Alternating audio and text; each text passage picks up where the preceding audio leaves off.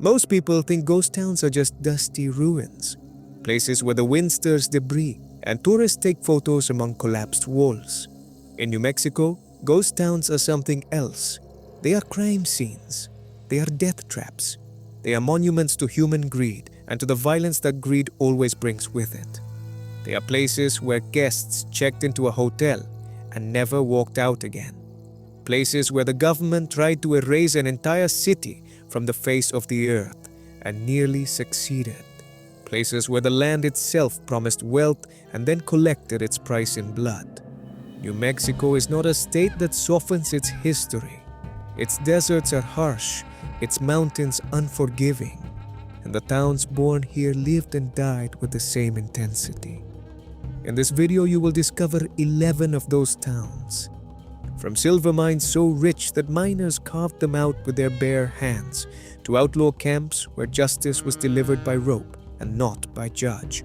From cities that nearly became the state capital, to one that was dismantled brick by brick, so that no one could remember what had happened there, and stay until number 1. Because that town is not just the most tragic on this list, it is one of the darkest episodes in the entire history of American mining, and someone tried to erase it from the map forever. Number 11. Golden. We begin in Golden, a 19th century mining town that sits along what is known as the Turquoise Trail, that historic route that winds between Albuquerque and Santa Fe through land that indigenous peoples inhabited for centuries before the first prospector arrived. Golden was, in its day, a gold mining town. Not the largest, not the richest, but one of the most active in its time. Men came from all across the territory, drawn by the veins running beneath this dry land. They built houses, raised saloons, founded a market, and for a time, Golden was a point on the map that people knew and frequented. But there is one thing that sets Golden apart from every other ghost town in New Mexico. One thing that survives today when everything else has disappeared. The Church of San Francisco de Asís. This adobe structure stands alone in the desert as if time had refused to touch it. While every other building in the town was falling, while walls crumbled and roofs gave way and the earth swallowed the foundations one by one, this church remained. Its earth-toned adobe against the blue of the New Mexico sky stops anyone who passes by. It is one of the most photographed abandoned structures in the state, and it has the look of something built not for men, but to outlast them. By 1910, the gold veins were exhausted. The miners picked up their tools, left the houses open, and Golden slowly dissolved into the desert dust. Nobody took the church. Nobody could. And there it still stands, decades later, alone in the landscape, as if waiting for someone to come back and fill the empty pews. Only the church and a handful of ruins remind us that Golden was here, that there were lives and voices and hands that moved this earth, that the desert once again kept everything. Number 10. Montoya. There are towns that die slowly, worn out by lack of resources or by the whims of the weather. And there are towns that die in an instant, like struck down by a single decision made in a distant office by someone who never walked their streets. Montoya is the second kind. This town existed because Route 66 existed, the famous Motor Road that connected Chicago with Los Angeles, and that for decades was the main artery of the United States. Montoya was a stop along that road, one of those places where the exhausted traveler could pull over, fill up on gas, eat something hot, and get back on the road. It was not a destination. It was a rest stop, and in that, it found its reason to exist. The jewel of the town was the Richardson store, a massive stone building that served everyone who passed through. Gas, food, supplies, conversation. For decades, Montoya breathed to the rhythm of the cars crossing Route 66. When travelers arrived, the town lived. It was that simple, yet and that fragile. Then came the interstate. In the 1960s, the new federal highway traced its route without passing through Montoya. It was an administrative, technical, impersonal decision. Nobody who made it thought too hard about what would happen to the town. The new road was faster, more direct, more efficient. Montoya was left off the route, and that was that. Without traffic, there was no reason for anyone to stop. Businesses closed one by one. Families found work elsewhere. Houses emptied. And the great stone Richardson store building, which had witnessed thousands of travelers, of conversations and goodbyes, began to rot under the desert sun with no one watching. Today, that building is all that remains. Imposing even in its decay, it stands in the desert like the gravestone of a town that existed as long as someone needed to stop. That the moment they stopped needing it, it disappeared. Montoya is the most perfect proof of something history repeats again and again. When a route changes, the towns that lived off it die. Number 9. Cerrillos.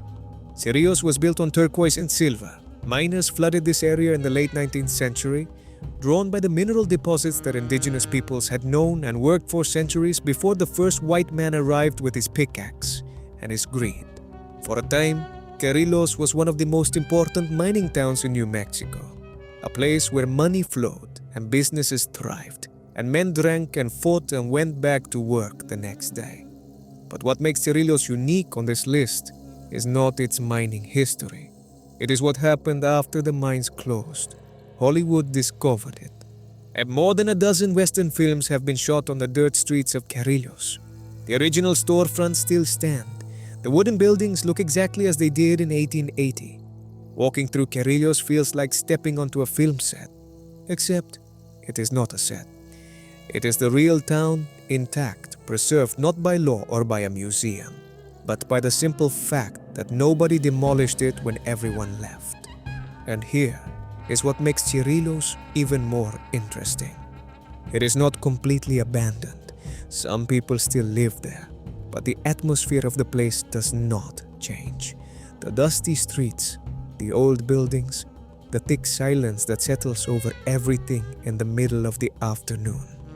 Everything seems frozen in a moment the rest of the world forgot long ago. That is why directors keep coming back.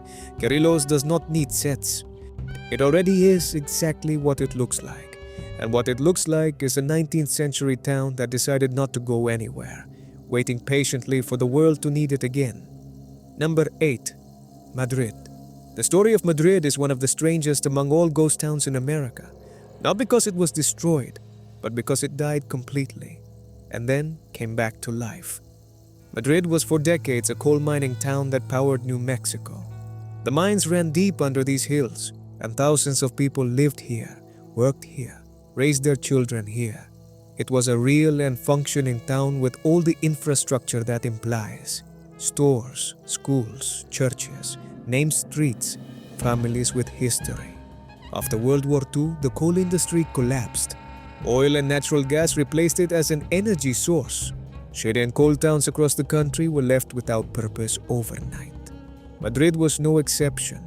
The mines closed, the jobs disappeared, and then something happened that is hard to believe even today. Every single person living in Madrid left. Not some, not most, all of them. The town was left absolutely empty. Houses with their doors open, furniture inside, streets without a soul. The company that owned the town began selling the houses for $1 each. $1. Not as a metaphor or an exaggeration, literally $1. And even so, for years, nobody wanted them. People preferred not to live in a dead town even if the house was free. Madrid stayed that way for years, silent, empty, forgotten. Until in the 1970s, something changed. Artists, musicians, people looking to live differently began discovering Madrid. They saw in those cheap buildings and that isolation something that cities could not offer them: space, freedom, and a blank canvas on which to build something else. Slowly, Madrid came back to life. Today it is an artist enclave with galleries, cafes, workshops, and a personality completely different from the coal town it once was. The houses that nobody wanted for $1 are worth far more today. The town that died completely is now one of the most visited in the state. Madrid is the only ghost town in America that can be seen in two forms at the same time, as what it was and as what it chose to become afterward. And that strangeness is exactly what makes it unforgettable. Number 7.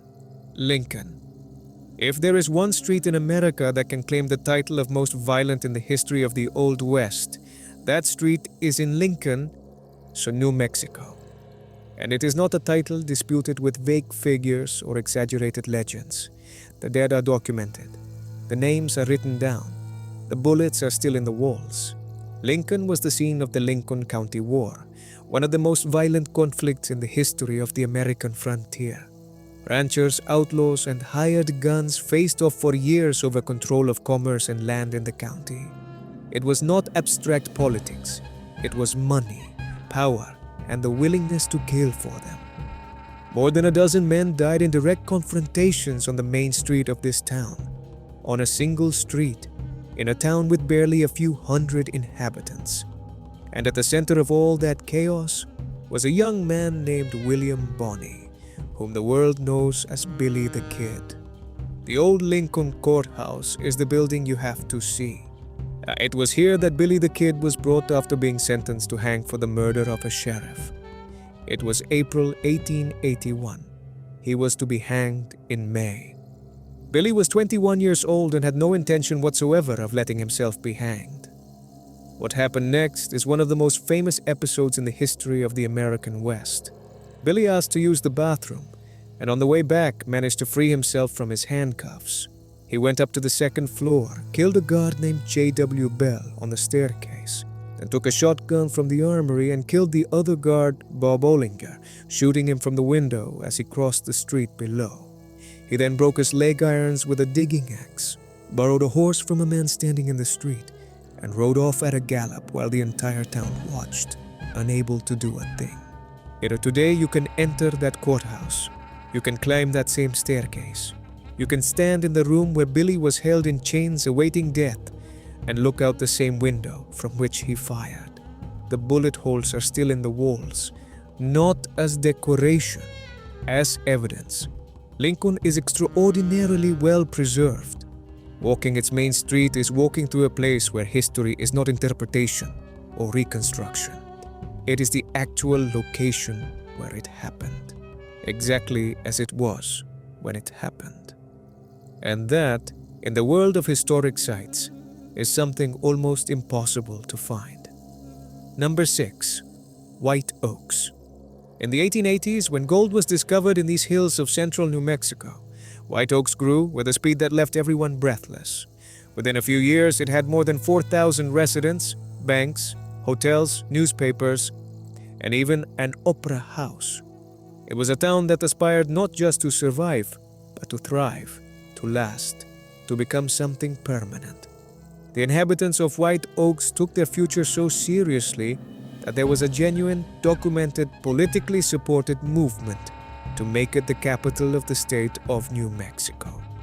It was not a barroom fantasy. It was a formal proposal that many respectable people backed.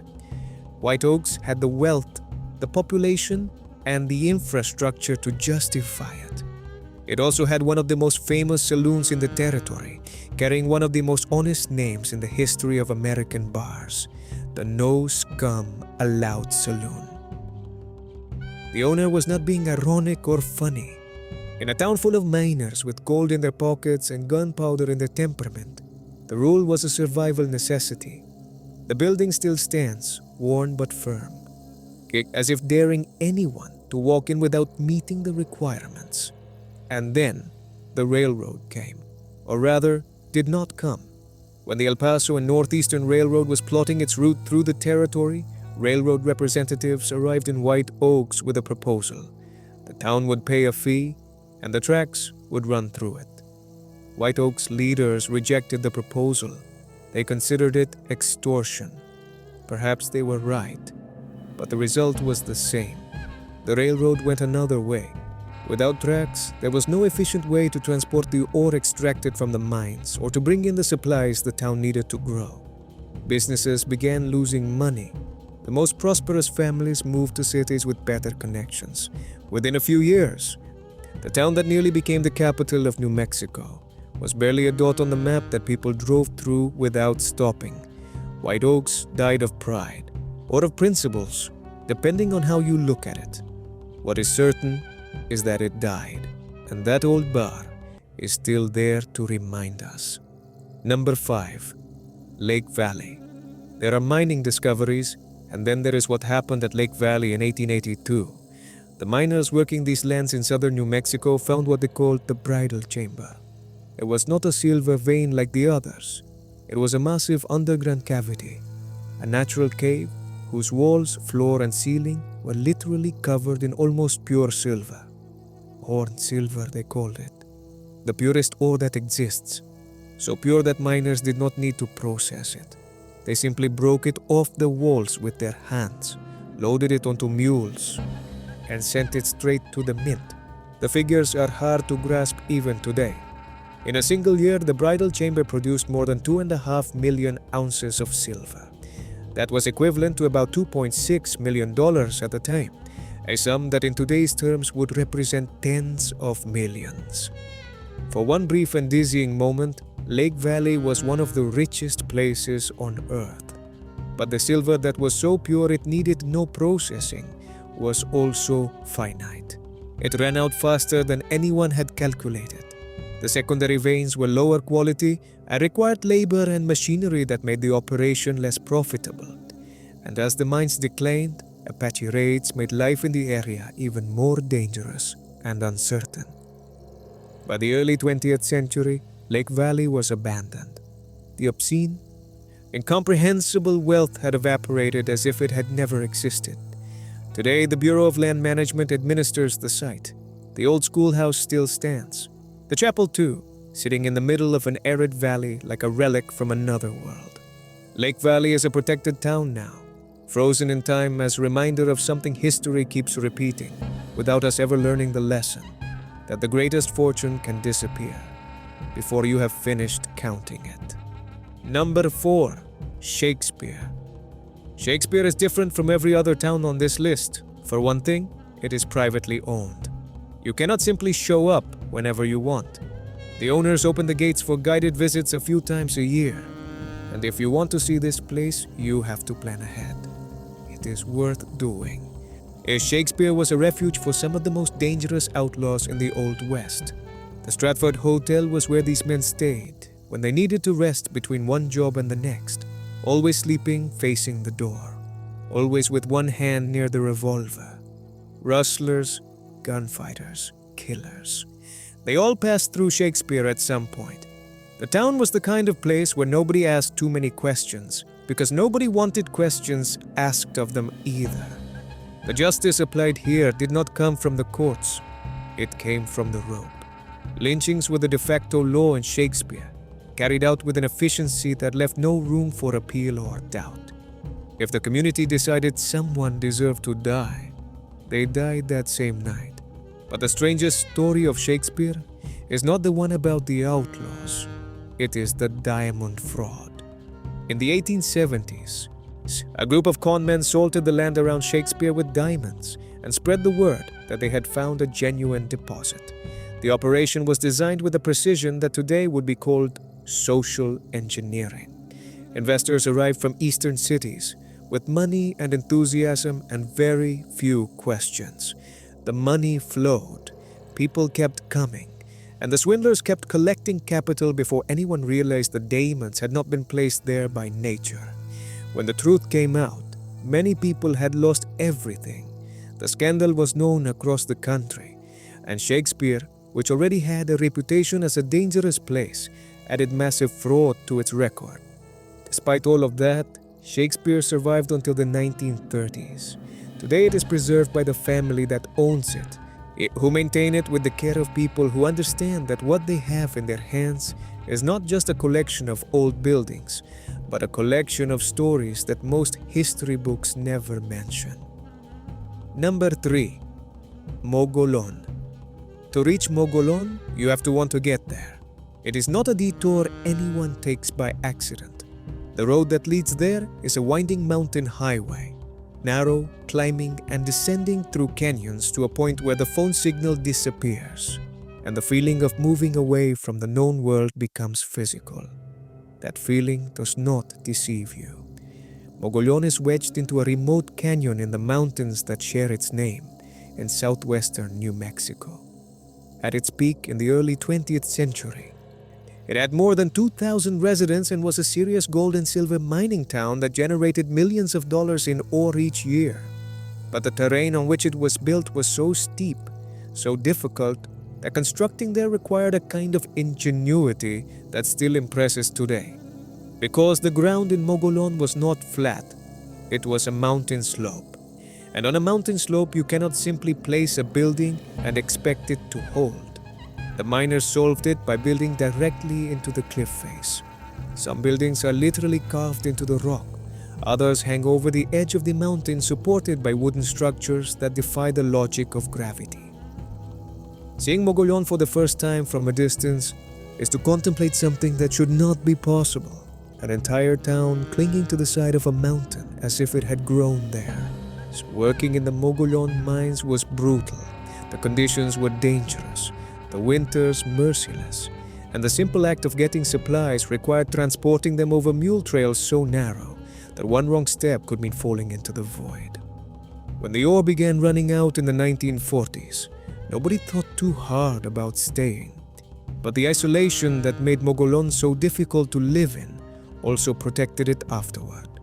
The vandals and looters who have destroyed so many other ghost towns never arrived here in large numbers, because the road is too difficult and the destination too remote. Today, Mogollon is better preserved than almost any other abandoned site in New Mexico. You can walk through its buildings and feel with fair accuracy what it was like to live here, suspended between sky and abyss in the total silence of the mountains. Number 2. Elizabethtown. Elizabethtown was the first legally incorporated gold town in the territory of New Mexico.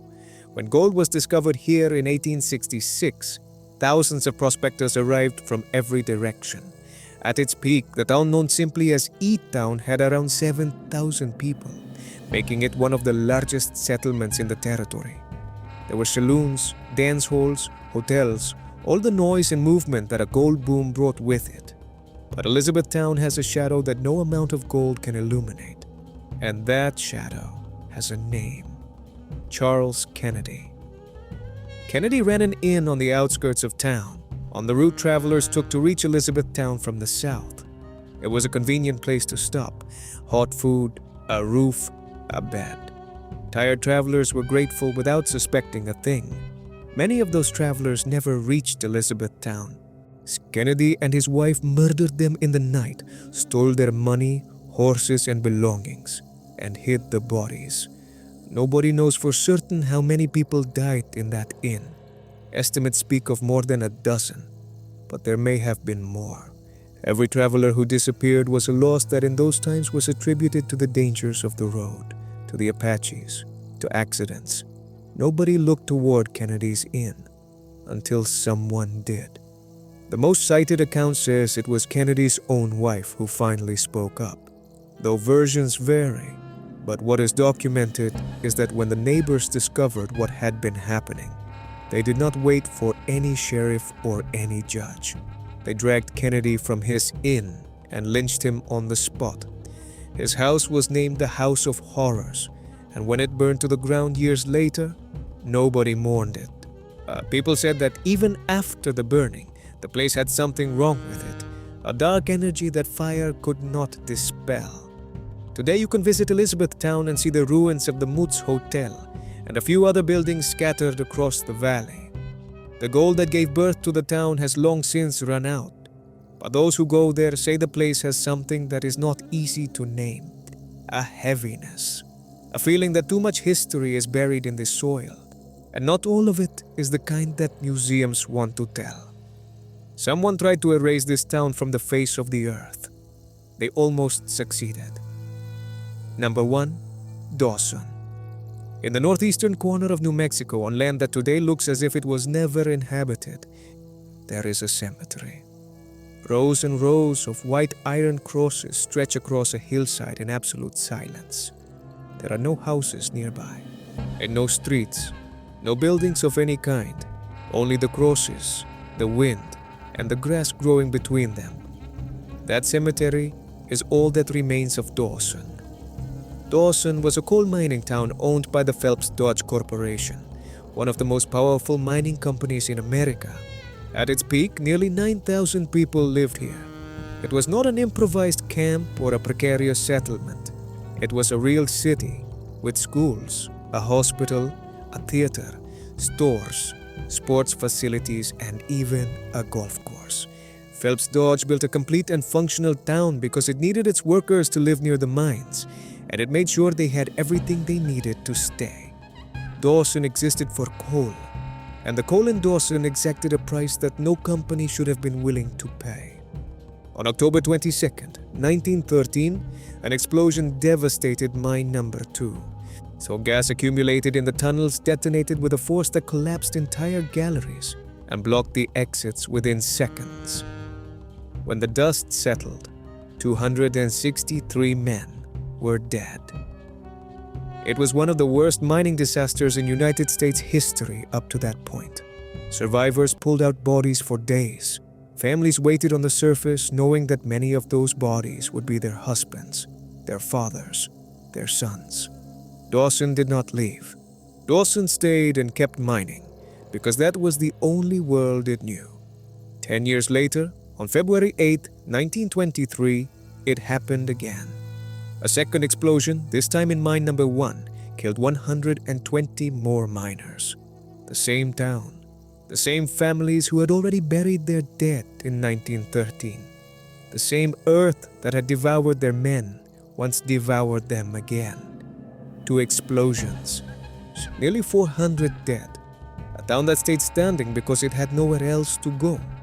The mines finally closed in 1950, when coal was no longer profitable, and then Phelps Dodge did something that still generates debate among historians. It dismantled the entire town. It did not sell it. It did not donate it. It erased it.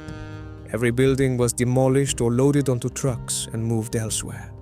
The houses, the school, the hospital, the theater, the stores, everything. The company wanted Dawson to cease to exist, perhaps because the ruins would too clearly recall what had happened there, perhaps because the dead demanded too much attention, perhaps because it was easier to erase a town than to answer for it. But there is one thing Phelps Dodge could not move: the cemetery. The dead could not be loaded onto trucks.